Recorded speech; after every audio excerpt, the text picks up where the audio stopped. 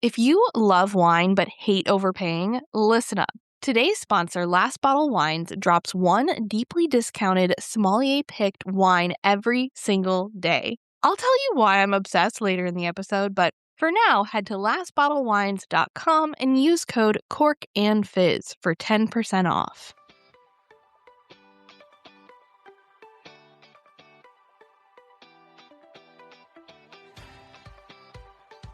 Interested in learning about wine, but not sure where to start? You're in the right place. Welcome to the Cork and Fizz Guide to Wine podcast. I'm your host, Haley Bowman, and I'm so glad you're here. I'm a wine enthusiast turned wine educator and founder of the Seattle-based wine tasting business, Cork and Fizz. It is my goal to build your confidence in wine by making it approachable and lots of fun. You can expect to learn everything from how to describe your favorite wine to what to pair with dinner tonight, and so much more. Whether you're a casual wine sipper or a total cork dork like myself, this podcast is for you. So grab yourself a glass and let's dive in.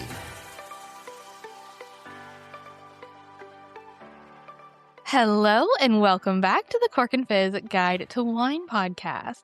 Welcome to the next episode of my Mythbusters mini-series, where I debunk wine myths new and old and give you the straight facts. Okay, plus a couple of my own opinions here and there. This is my podcast, after all.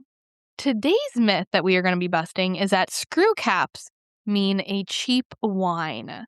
And this is where we're talking about where the closure on the top of the wine bottle is a cap that you can screw off rather than a cork. And I'm going to prove to you why that does not mean, if it has a screw cap, that it is a cheap wine. And just a heads up, these episodes may be a little shorter than normal, so if you're missing hearing my voice and this just isn't enough for you, you can always check out my backlog of over 100 episodes. Okay, let's talk about this myth a little bit and where it comes from. Why do we believe that a wine bottle with a screw cap means a cheaper wine than a bottle with a cork? Honestly, some of it comes down to there is something romantic about the pop of a cork when opening a bottle of wine. Though I have to say, I'm starting to find the sound of a screw cap wine cracking open, like you're cracking open a cold one for, a nice bottle of beer. I feel like cracking open a bottle of wine with a screw cap is really, really satisfying. But the thing is, it's not traditional. I mean, uncorking a bottle of wine is so traditional that it is part of the theater of wine service, right? When somebody comes out and shows you a bottle, they uncork it, they are there with the corkscrew, taking the cork out, and then they set the cork down on a little thing for you, right? I mean, this is just all part of the service. And if all the server had to do was just open your bottle via a screw cap, I guess it doesn't have quite, I can admit it does not have quite the same vibe. The other reason I think that people think a screw cap means it's a cheaper wine is that they think that the screw cap doesn't allow the wine to age. But this isn't true. The thing is, corks are porous, and this means that little bits of oxygen can get in through the cork. And this is one of the reasons why they chose corks to seal bottles of wine in the first place. During aging, you want that slow micro-oxygenization to help stabilize the color of the wine and soften the tannins. This is essentially what makes a wine capable of changing flavor after you have it in the bottle. Historically, a lot of wines that were bottled under screw caps were meant to be drunk young. So they weren't worried about aging, and that's how they got around this. But more and more producers are choosing to use screw caps even for their age-worthy wines. And I'm going to talk about this later when we go through the facts, that screw caps do actually let in oxygen, and they might be even better and more reliable than a cork at letting in oxygen. So stick around, I'll talk to you more about that. Just a quick reminder, you are not on my mailing list yet. What are you waiting for? I would love for you to join. When you do, you'll get a free shopping guide that has 15 of my favorite wines under $15. Head to corkandfizz.com, scroll down to the bottom, and there'll be a little section where you can join the mailing list. I send out a weekly newsletter filled with wine tips, recommendations, special offers, and so much more. Now, let's get back to the show. Okay, so let's move on to the facts now. And of course, I got to give you a little history. So while screw caps are popular today, they actually go way back. They may seem like a fairly modern invention, and honestly, for how old wine is, yes, indeed, they are a pretty modern invention. But they're not as modern as you think. They were actually first invented in France in the 60s. They were the brainchild of a French company originally called Les Bouchages. Probably not saying that right, but translated literally, it meant the mechanical closure. They were commissioned to create this closure in 1964 by an Australian named Peter Wall. He was then of Yalumba Winery, if you've heard of it. This screw cap was then patented as the Stelvin. And so that's what you'll hear a lot of wine experts and wine people. It's the more technological, probably more accurate term other than screw cap, is it's called the Stelvin. And here's the thing, if you know wine history, you know that France is the motherland of wine. So, who are we to argue with people of France about what can be used to close a bottle of wine? Now, there are a few reasons why screw caps are becoming more mainstream today. First, they're easier to open, and since you can just screw the cap back on, they're also easier to store in your fridge if you don't drink the whole bottle. Second, winemakers and importers are choosing screw caps over corks because there are fewer faults that can occur in the wine as opposed to corks. A cork can cause what we call corked wine. And this refers to wine that has been contaminated by a chemical called TCA. There's a fancy long name. I'm not even going to bother right now with that because I can't say words. But the chemical is called TCA. This chemical compound, which is caused by mold in the corks or wood, unpleasantly alters a wine's scent, aromas, and flavors to the point that it cannot be drunk because of that strong, not good cork taste. This is actually why when you order a bottle of wine at a restaurant, they bring it out to you and have you taste a little bit of it.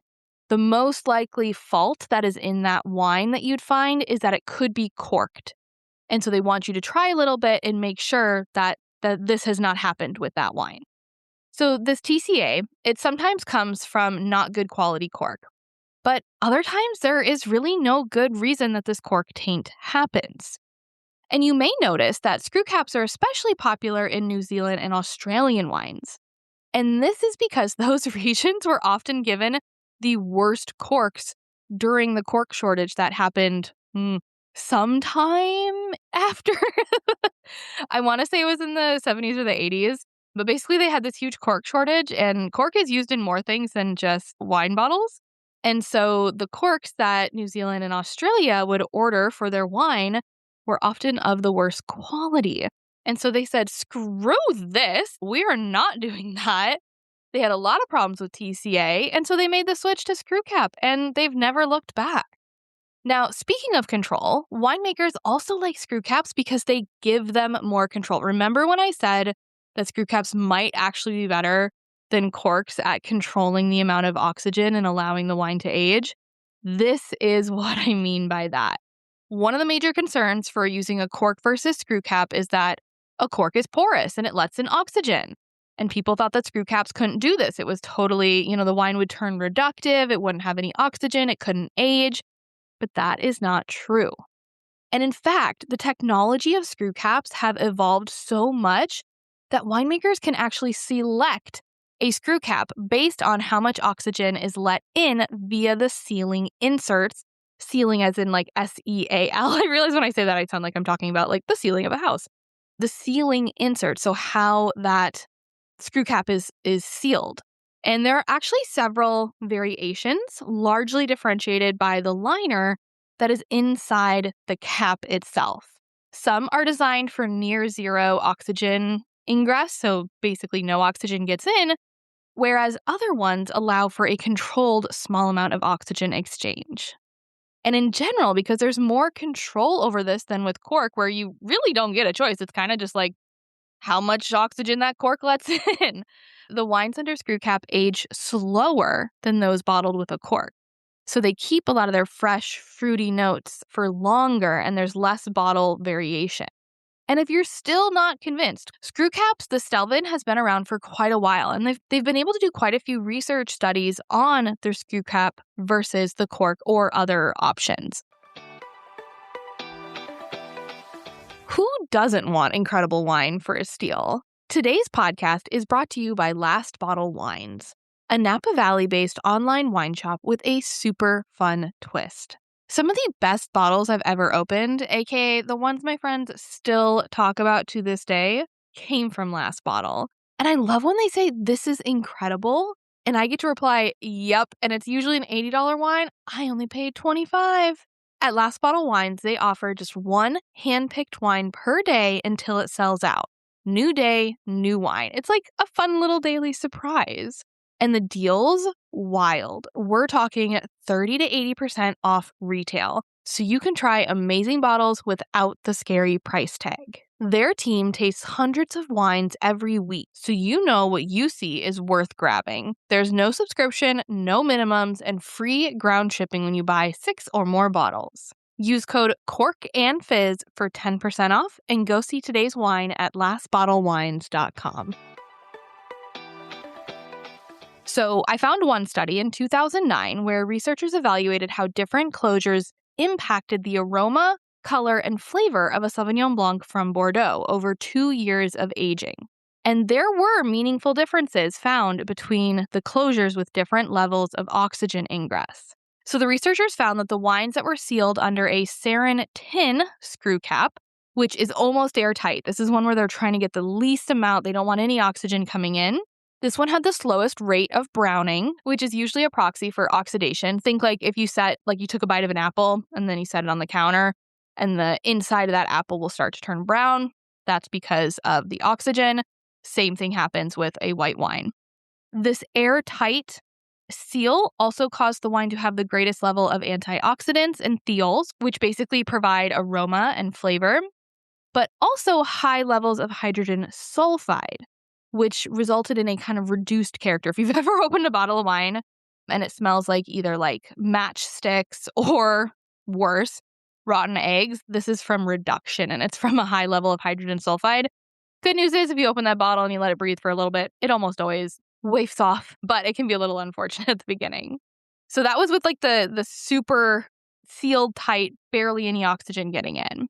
Now the wines that were sealed with both corks and Saranac screw caps, which allow a little bit more oxygen, actually showed a similar level of oxidization, but with less of the reduction. And then, interestingly enough, synthetic corks, which look like corks but aren't made with corks from an actual tree, these resulted in oxidized wine. So the wine actually did start to turn brown. It lost a lot of its fruit flavor and was not as fresh. And this was only in 2 years. So it's amazing what difference it makes. But if you noticed, the main difference was with a synthetic cork. Using a screw cap, whether it's the sarin tin or the Saranacs versus a cork, showed about the same result in the wine. And so with all that said, I hope you will consider that a screw cap on a bottle of wine does not mean anything other than the fact that it's easy to open, easy to close, and great for you to take on a picnic. I hope you enjoyed this episode of the Cork and Fizz Guide to Wine podcast. If you loved it as much as I did, I would so appreciate if you could take a second to rate it and leave a review. And of course, share it with another wine lover in your life. If you want to become an even bigger supporter of the podcast and support me financially in producing this show, you can become a paid supporter. Look for the link in the show notes, and basically all this is a subscription of $10 or less a month. And that money goes directly into the podcast and allowing me to create these episodes weekly for you. In next week's episode, we're talking food and wine pairings, and it's a total myth that you need to always pair red wine with meat and white wine with fish. Thanks again for listening, and if you want to learn more about wine, come follow me at Cork and Fizz on Instagram. Cheers!